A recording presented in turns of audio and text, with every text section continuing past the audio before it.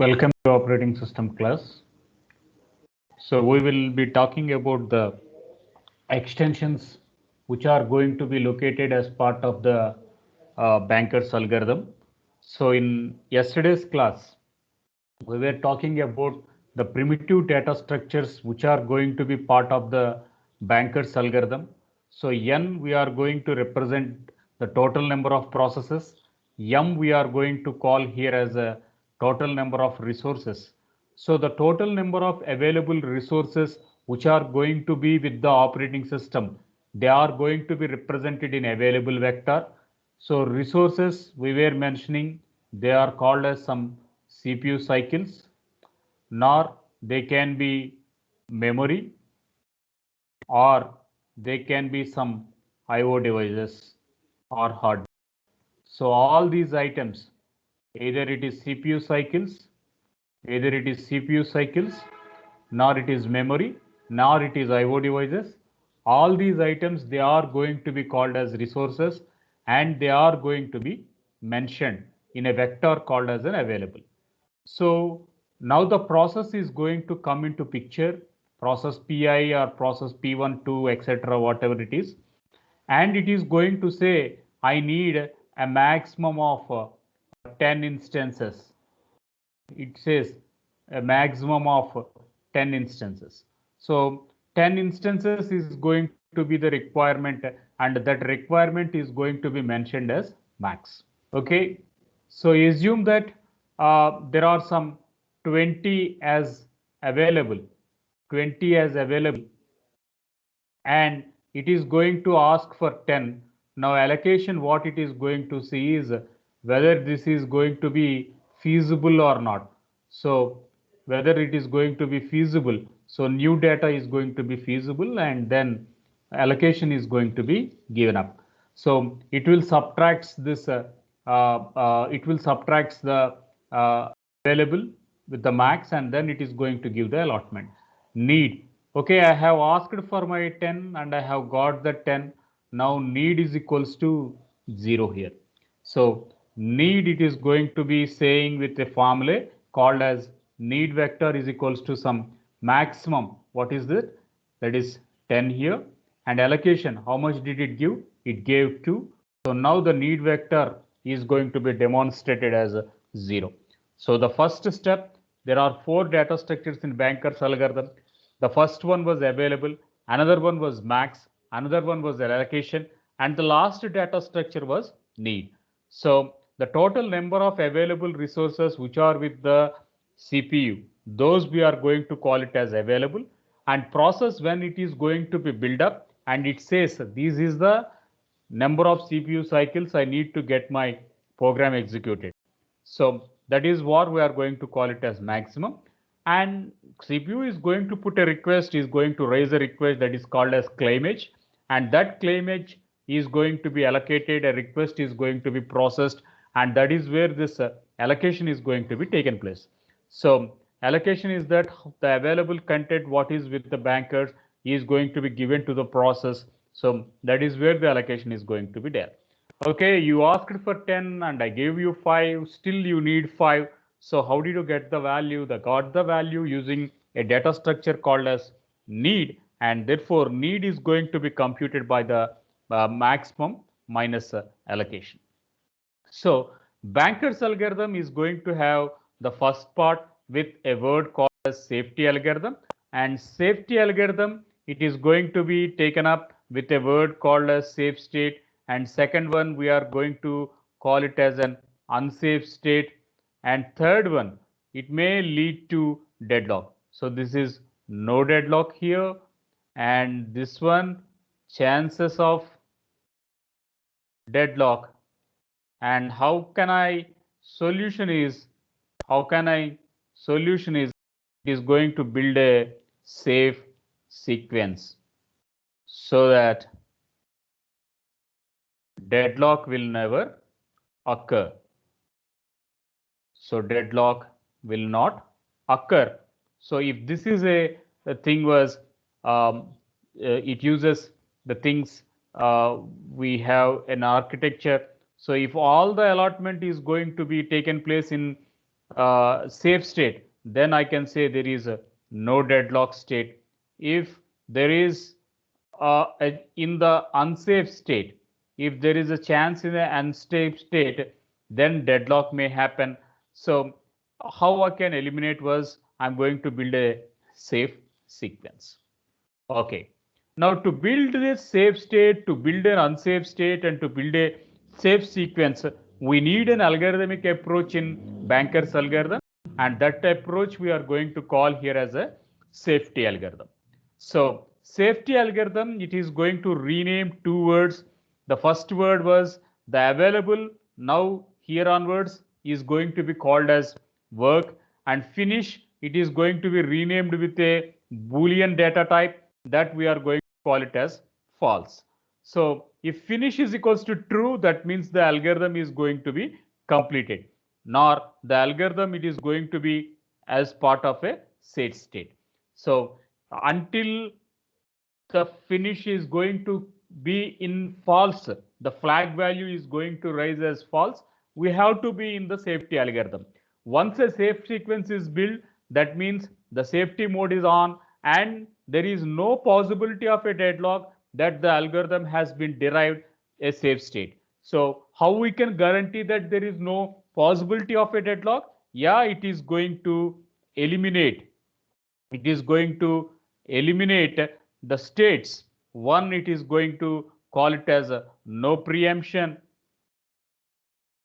or it is going to eliminate hold and wait, nor it is going to wait some circular waiting or mutual exclusion So in any of these cases, if deadlock conditions, right? So in any of these cases is going to eliminate no preemption, hold and wait, circular waiting, mutual exclusion. If it is going to destroy any of one of a state, obviously safe sequence can be built and you can guarantee that it is going to be in a safe mode. So to do this, it is going to operate with the second step of an algorithm, finish is equals to false, and you should understand this: need is less than or equals to work. Need is less than or equals to work, then it is going to say if no I exists, that is need of I exist, then it is going to enter into the finish of is equals to true, that means it is completion. If not, we have to wait until work is equals to some work plus allocation. So now you should have a eye watch on these following formulae. First formula to some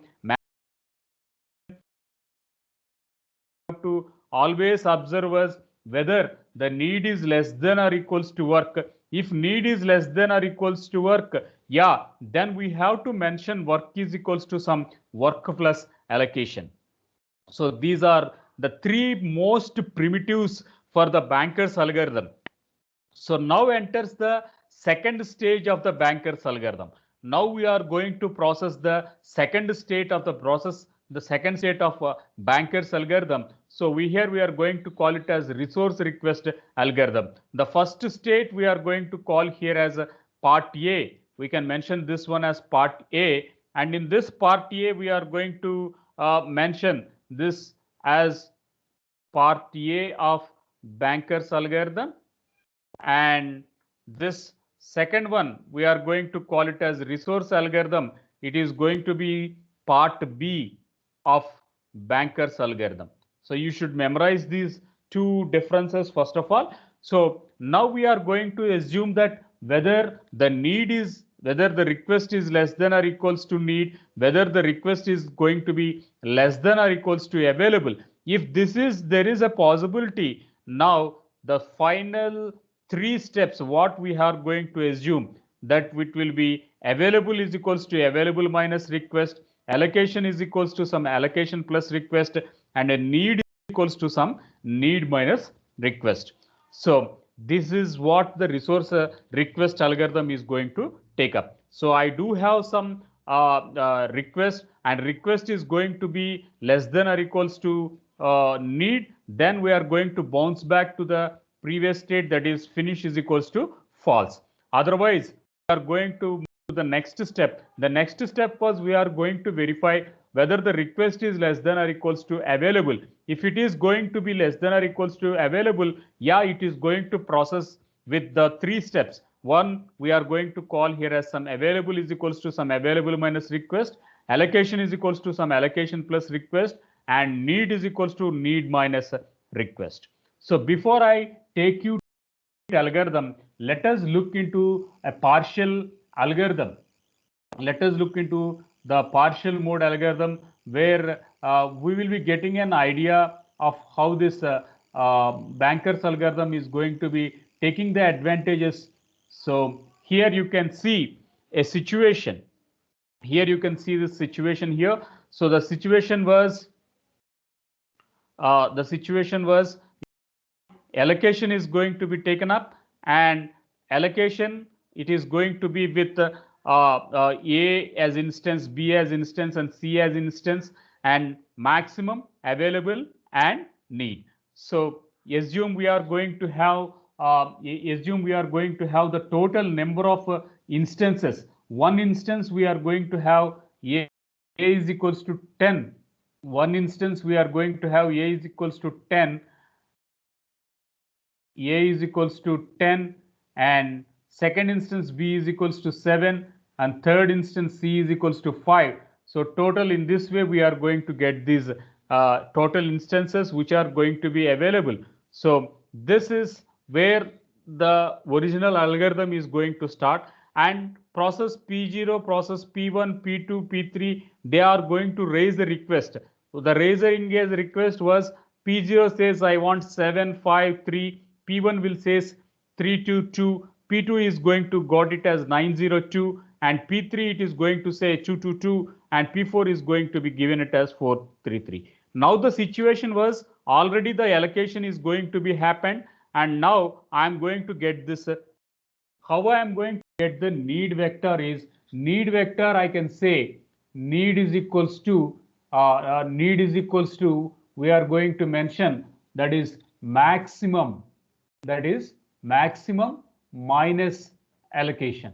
So how do I get a need vector? So need is equals to maximum minus allocation. So can you guess how this need vector is going to get 7, 4, and 3? How do we get these values? So what is maximum of process? 7, 5, and 3. What is the allocated process? 0, 1, 0. How much we are going to get? Yeah, we are going to get 7 minus 0 is 7, 5 minus 1 is 4, and we are going to get 3 minus 0 is 3. That it is going to be reciprocated for P0. Next one. How do we get this 1 to 2 here? How do we are going to get this 1 to 2? So again I can say need is equals to maximum minus allocation. So need is equals to maximum minus allocation. The maximum demand for P1. The maximum demand for P1 is equals to some 3, 2, 2. That is, it wants A as through C and C. And then it is going to be with the value. Then it is going to be allocated with the values of 2, 0, 0, 2, 0, and 0, 2 at 0, 0. So now you are going to get these values. Now you are going to get these values. That is 3 minus 2. But we are going to get it as 1 here. 2 minus 0, 2. 2 minus 2. 2 minus 0, 2. So now this is the revised value of P1. So this revised value we are going to post it here. Got it? So always the first formula what we are going to implement, need is equals to some maximum minus allocation. We do have a maximum vector, we do have a need vector, and then we do have the allocation vector. So existing A existing was 10, B existing was 7, C existing was 7. Now this it is going to be available still the 3 instances of 3, 3, and 2. Got it? So now let us look into one more scenario here. So in this, the first scenario I have explained about the need formula, right? Need is equals to maximum minus allocation. In this case study, I have taken up how you can compute the need vector. Now, the second case study, what I am going to take is how if the second was how the values are going to be changed, how the values are going to be changed with allocation, need, and available if a new request is going to be raised with 102, that too with the process P1. So now let us look into the previous slide. So at this scenario, you can see P1 is going to have 200 followed by 332, and it is going to have 332 as an available state. Okay, so the P is going to have 200, P is going to have P1 is going to have 200 as allocation, and P1 is going to have the maximum was 322, so it is going to have some maximum as 322, and thereby at that time the need was 122. The need was 122. So earlier need was 1, 2, and 2, and now now it is going to rise up with a word. It is going to rise up with a word that the existing was 332, and now it is going to be changed 332. Now it is going to be changed with 230. Okay, now let us look into this case. So P for 102. P1 it is going to ask for 102. So what is going to happen was, it is going to allocate 102 here. So 332 minus 102. So obviously 0, 3, and 2. Okay. So available was 332. From that a new request came.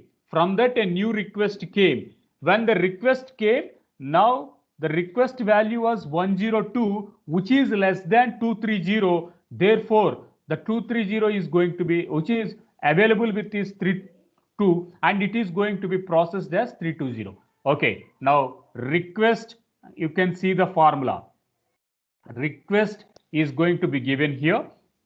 So step 1 is here, right? Step 1 is here. Available is equals to available minus request. What is available? 332. What is the request? Request is 102. Now, what is the new available? 2, 3, and 0. This is first step. Now let us look into the second step. This is first step, second step, and third step. Okay, let us look into the second step. What is second step? Allocation is equals to allocation plus request. Allocation is equals to allocation plus request. What is the value of P1 earlier? P1 value was 302. P1 value was 30 and 2 here. So now you can see, now we can see the scenario, and allocation is equals to some allocation plus request. Allocation is equals to some allocation plus request we are going to have, and finally we can see this need is equals to some need minus request. So need, what is the need earlier? So in this situation, still need was 122, right? The need was as 122 here. So 122 is the need, and need is equals to need minus request. What is the request? Request was 102. So obviously we are going to get 020. So 020, we are going to get it as step 3. So now we derived step 1, we derived step 3. Now let us look into allocation is equals to some allocation plus request. Here allocation was 200. Previous value was allocation was only 200, right? Allocation was 200. So now 200 is the previous allocation. Now what is the new allocation? 102. Then we are going to get the value as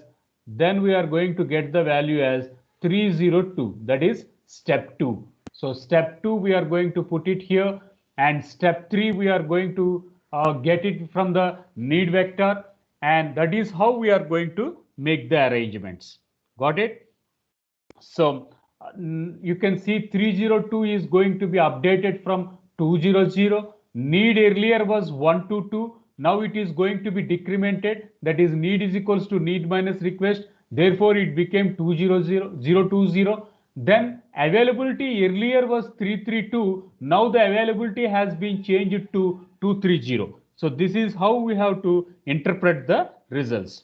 So this is how we are going to interpret the results. So again, I'm going to explain you the same concept for clarification. At this time, let us say we do have the availability like this. One we are going to call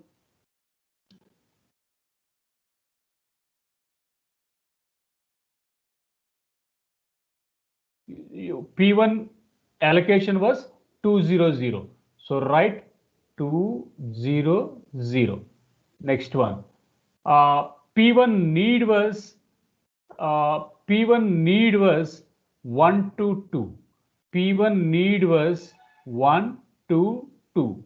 P1 need was like this. Okay. Earlier availability was 3 to 2. Earlier availability was 332. So 3, 3 and 2. This is the scenario here. What is the request? Request was 102. Request was 102. So this is what we are going to say. So 1 stands for first instance of A, 2 instances of C, and none of the instance of B. Now let us work with this step 1, step 2 and step 3. So these are the 3 steps which have to be taken place. So availability is equals to availability minus request. So availability was 332. Now 332 is equals to, how we are going to get? This is old value. So 332 is equals to 332 minus request. Request was 102. So we are going to get this value. That value we are going to call it as 230. Okay. So 230. 3 minus 1 is 2. 3 minus 0 is 3. 2 minus 2 is equals to 0. Now the new value was 2, 3 and 0. This one we are going to put it here. That is step 1. This we are going to call it as step 1 here. So step 1, step 2 and step 3. Now let us compute step 2. So allocation is equals to allocation plus request. Allocation is equals to allocation plus request. So what is previous allocation? Previous allocation was 200. What is new allocation? New allocation was 102. What is the value we are going to get? 302. So that is what we are going to put this one. That is step 2. That is we are going to call here as step 2. Next one, what we are going to process? Need is equals to need minus request. Need is equals to need minus request. So what is previous need? Previous need is 122. Previous need is 122. So 122 we are going to have minus request. What is the request? 102. We are going to make a subtrahend operation. We are going to make a subtract operation. So 2 minus 2 is 0. 2 minus 2, 0 is 2. 1 minus 1 is 0. So now we are going to get new value as 020. So this is what we are going to call here as step 3. So now you should understand a banker's algorithm. It is going to have 2 states.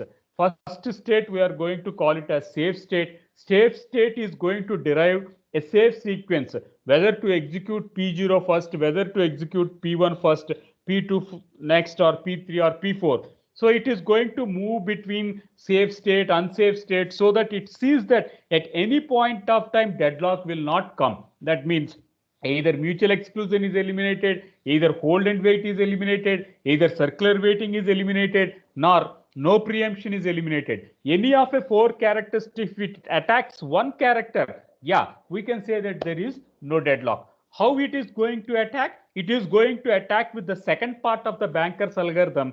In that second part of a banker's algorithm, it is going to confine with four data structures. One, it is going to call it as maximum. Two, it is going to call it as available. Three, it is going to call it as allocation. Fourth, it is going to call it as need. How it is going to compute the availability vector? It is going to say availability is equals to availability minus request. How it is going to compute the allocation vector? Allocation is mentioned as allocation is equals to allocation plus request. How it is going to compute the need vector? Need is equals to some need minus request. So in this way, it is going to take up the present state of the vectors with allocation, present state of the vectors with need available, and thereby processes safe sequence. Now we have assumed that there is a request from P1, it processes request the P1. So then it gets request from P2. In this way, one after the other, it is going to come. How much time it is going to come? It is going to come until it is going to be processed until work is equals to, until finish is equals to true. If the value of finish is equals to false, if the value of finish is equal to false, that means need is still less than or equals to work. Need is still less than or equal to work. Therefore, we should assume work is equals to work plus allocation. So the banker's algorithm will move from switch safety algorithm to resource request algorithm. It is going to intermingle part 1 and part 2 until it is going to reaches a maximum value, and if it reaches a maximum value, it sees that that is the last step of the algorithm. Therefore, finish, it is going to set it as true. If finish is going to, the boolean value is converted from false to true, that means it is the end of a state where a safe sequence is going to be derived.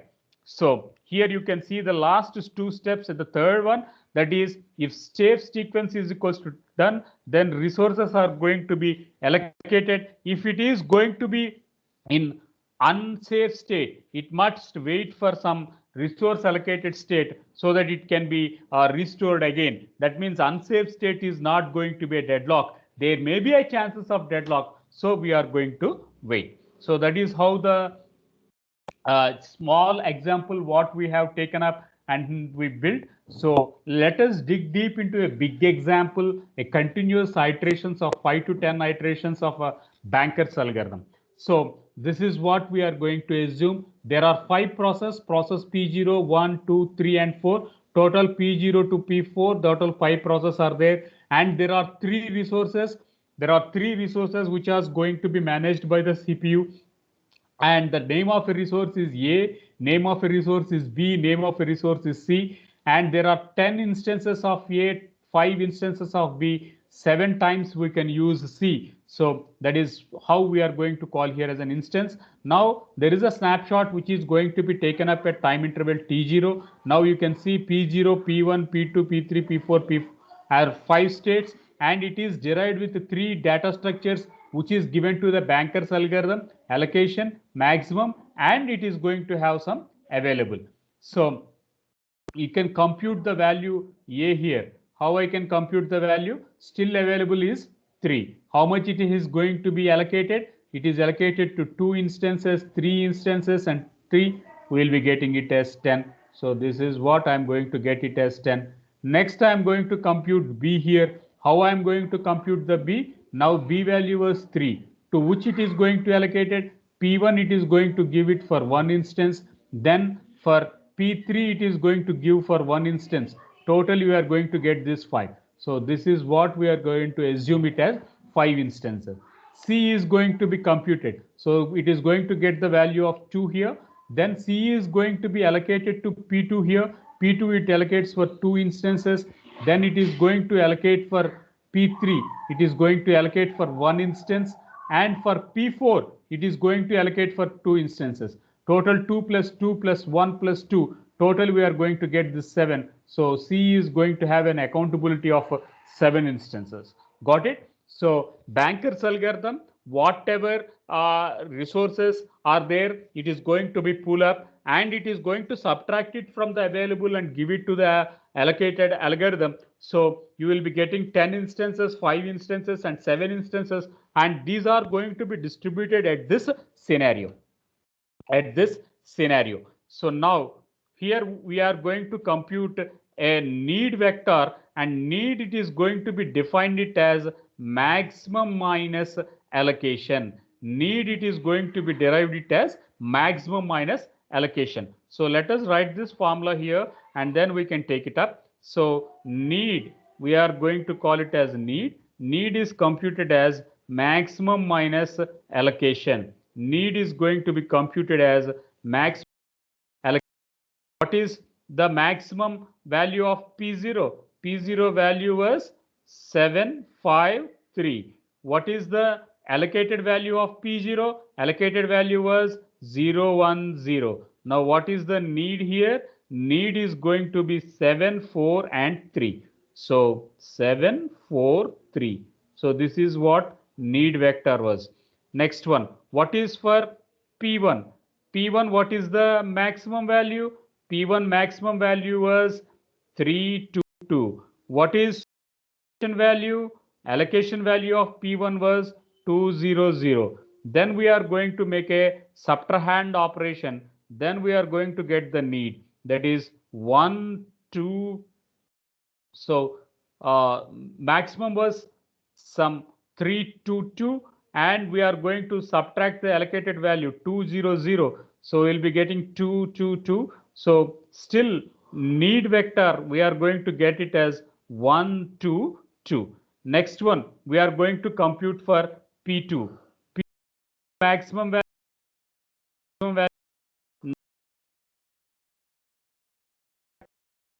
2 here. So when we are going to do that, we will be getting it as 600. So P2 value was 600. This one we are going to call it as maximum. 302 we are going to call it as allocation, and 600 we are going to call it as need. So we will be getting need is equals to maximum minus allocation. Next we are going to compute it for P3. P3, what is the maximum? P3 maximum was 222. What is allocation value? Allocation value was 211. What is need we are going to get? Need is 011. So we are going to compute 011. Next we are going to have P4 value. So P4 value, what is maximum? P4 value will be getting maximum as 433. P4 value, what is allocation? Allocation value was 002. Then what is the need? Need is equals to some maximum minus allocation. So we will be getting it as 4, 3 and 1. So this is how I am going to get 4, 3 and 1. So that what we have verified. P0 is 743, 122, 600, 010, 011 and 431. So now you can verify 743, 122, 600, 011 and 431. So now you have got an advantage of how to learn, that is availability is equals to availability minus request, allocation is equals to allocation plus request, need is equals to need minus request. So now read, it is going to be interchanged, need minus request. So need minus request, now we are going to put it as allocation here. So that is max